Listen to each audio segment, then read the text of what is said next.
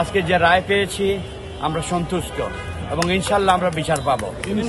আজকে রায়ের ফলে এই মামলাটা অপমৃত্যু থেকে হত্যা মামলায় রূপান্তরিত হলো এবং এই মামলায় যারা অভিযুক্ত আসামি আছে তাদের বিরুদ্ধে যে ব্যবস্থা নেওয়ার জন্য আদালত নির্দেশনা দিয়েছেন। আজকে আপনারা জানেন যে আজকে শুনানি ছিল, আমাদের রায় ছিল আর কি 185/22 সালমান শাহ হত্যা মামলার।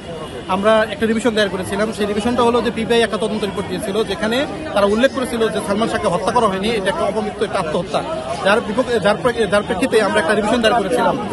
এই রিভিশনে আজকে রায় হয়েছে এবং আজকে রায়ের ফলে এই মামলাটা অপমৃত্যু থেকে হত্যা মামলায় রূপান্তরিত হলো এবং এই মামলায় যারা অভিযুক্ত আসামি আছে তাদের বিরুদ্ধে যে ব্যবস্থা নেওয়ার জন্য আদালত নির্দেশনা দিয়েছেন। এবং আদালত আরেকটা নির্দেশনা দিয়েছেন, সেটা হলো যে কমরুদ্দিন চৌধুরী যে প্রথম যে দরখাস্ত করেছিলেন যে অপমৃত্যু থেকে হত্যা মামলায় রূপান্তর করার জন্য, সেই দরখাস্ত আমলে নিয়ে রমনা থানা যাতে এইটা তদন্ত করে এবং একটা এজাহার দাখিল করে, এজাহার আদালত বরাবর দাখিল করে, এটা জন্য নির্দেশনা দিয়েছেন এবং যত দ্রুত সম্ভব তদন্ত শেষ করতে বলেছেন। এবং যারা আছেন এই যে বুক খুলিয়ে এতদিন ঘুরে বেরিয়েছেন আর কি, যে এই মামলার আসামি, তাদের বিরুদ্ধে একটা ব্যবস্থা নেওয়ার জন্য আদালত নির্দেশনা দিয়েছেন। মহান আল্লাহর কাছে শুকরিয়া আদায় করি যে মহান আল্লাহ তাআলার ইচ্ছাই সর্বশেষ ইচ্ছা।